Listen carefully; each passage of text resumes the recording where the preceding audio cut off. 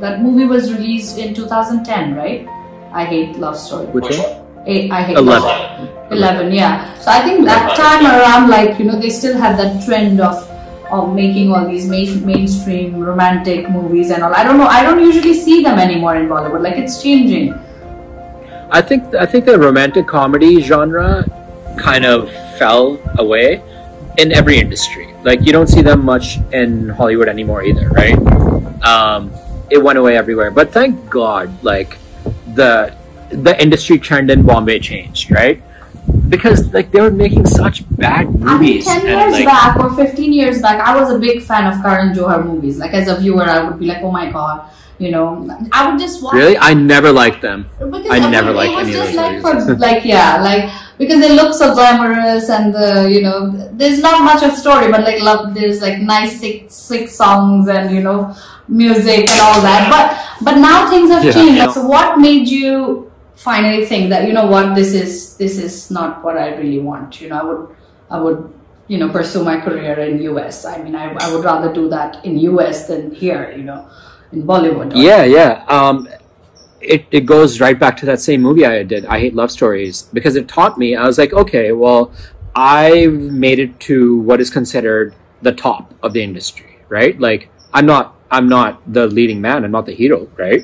But I'm there. Like, I'm sitting in my own wagon with satellite TV, with air conditioning, with people bringing me chai and samosa, right? Like, I made it to the #1 filmmaker.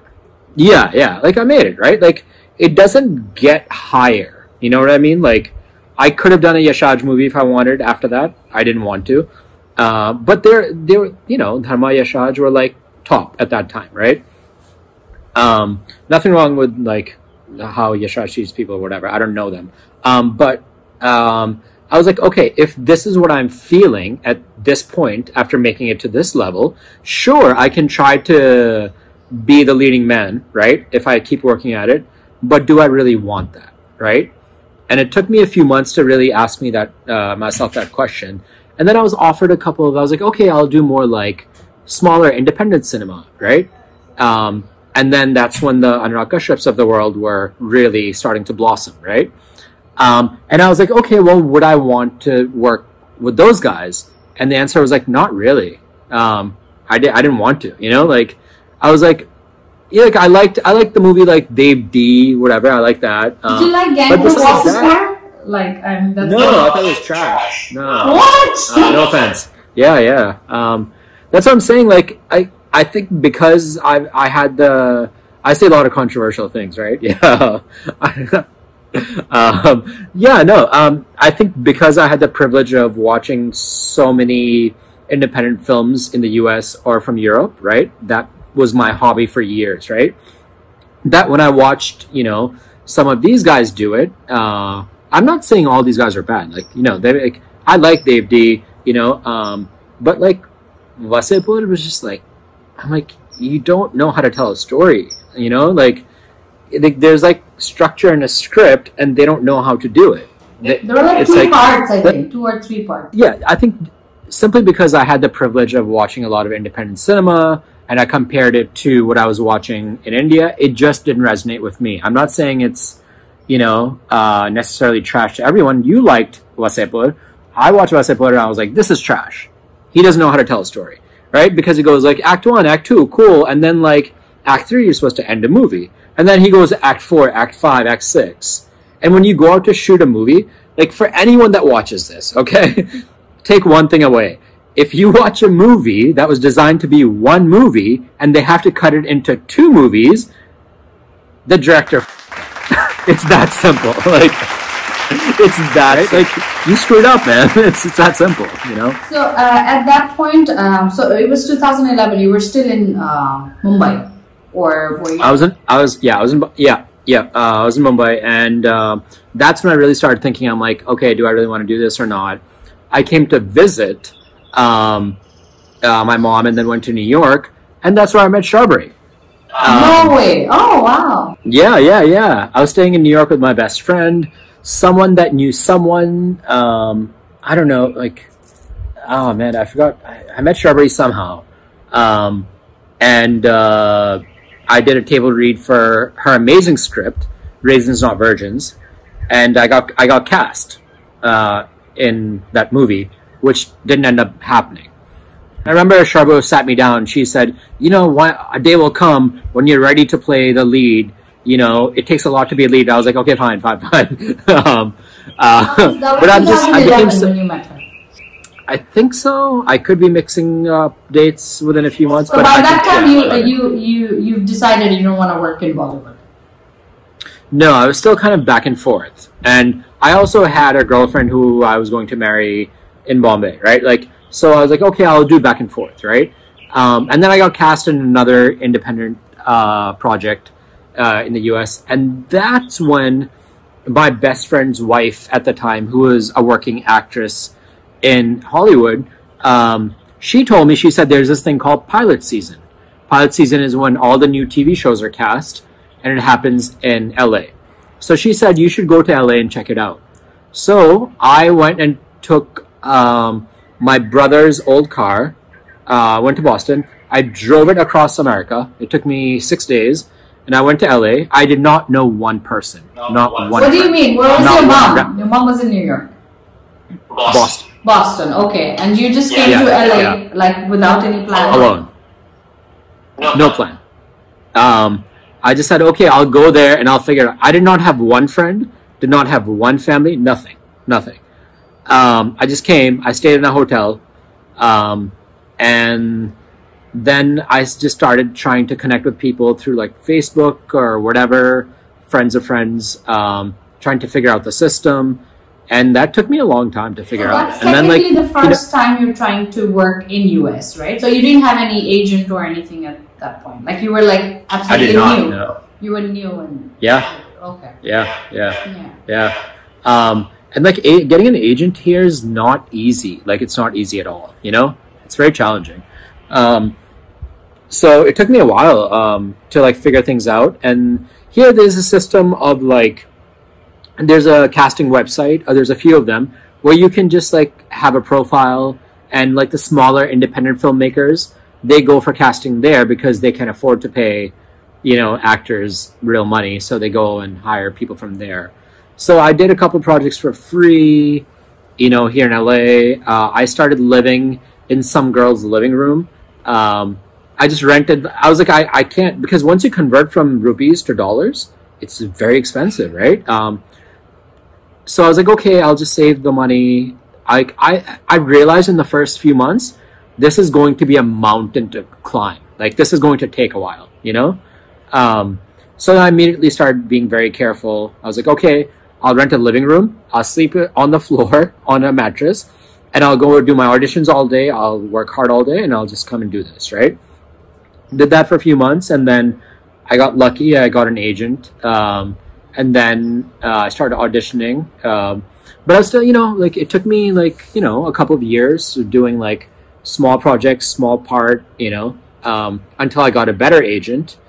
And then it still took 2 years of regular hard work auditioning. So wow. Auditioning. So the time span that you're giving me, it's mostly you're saying things 3 months to 6 months just to get a good agent, or an agent, and then 2 years of auditioning. So, but how can? And let me clarify. I got lucky because I got an agent that quickly. I would for anyone coming in that's new, give yourself at least a year to get an agent. Just to get an agent. Yeah. Wow. Okay.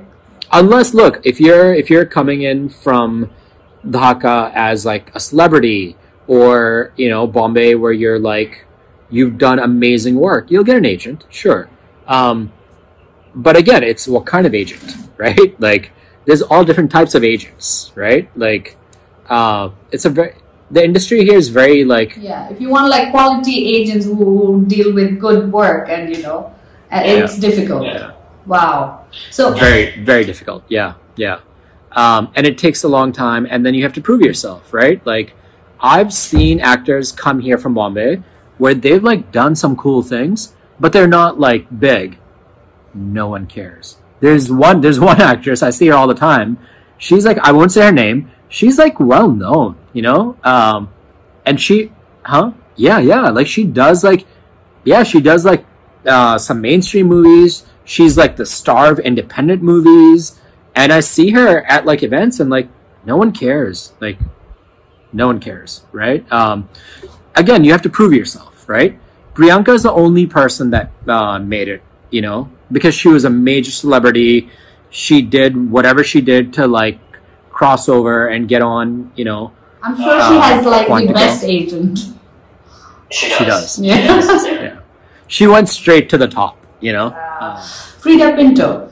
I mean, Frida, yeah. I don't see her like. I mean, I would love to see her more often. You know, like she's so good. Yeah. But so I'm sure it's very difficult. I mean, I can just imagine. It's very difficult. It's you know, I believe in one simple thing, that the system here, although slightly corrupt, like, you know, like Bollywood is very corrupt. You know, it's traditionally been like, you know, that's so unfair when you think about Bollywood. Like, I mean, there's just one family, one guy who rules, and that's how it works. Isn't this unfair? But that's yeah, yes, but it goes back to what we talked about in the beginning of the interview, right? Why spend your time and energy worrying about something you cannot control, right?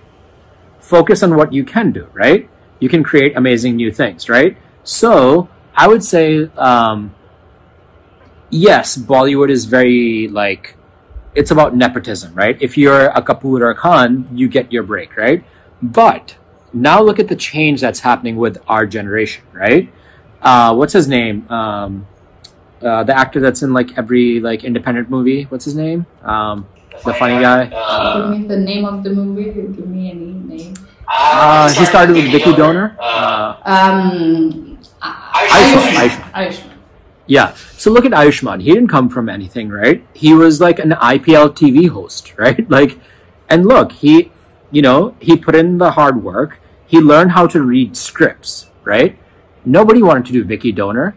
He recognized the script of Vicky Donor was amazing, and he did it, right? And it was amazing. Like, it became the biggest box office hit as an independent movie, like, of all time or whatever, right? And then that changed the way producers started looking at their box office, right? So a lot of producers in today's time are like, hey, I'll make a movie with Sonia. Why not, right? And it goes back to doing the work. You have to be really good. And I think we're getting to a point, like, it's still obviously very hard, right?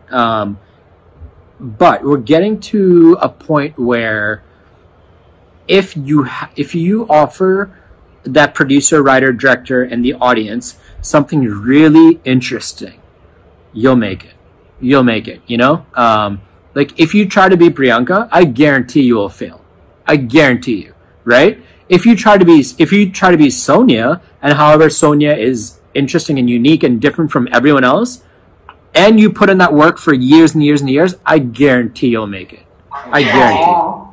No, but I get the point. Yeah. So in Hollywood, what are the basic challenges for an outsider, or for someone new, or for someone brown, or someone South Asian, like, you know?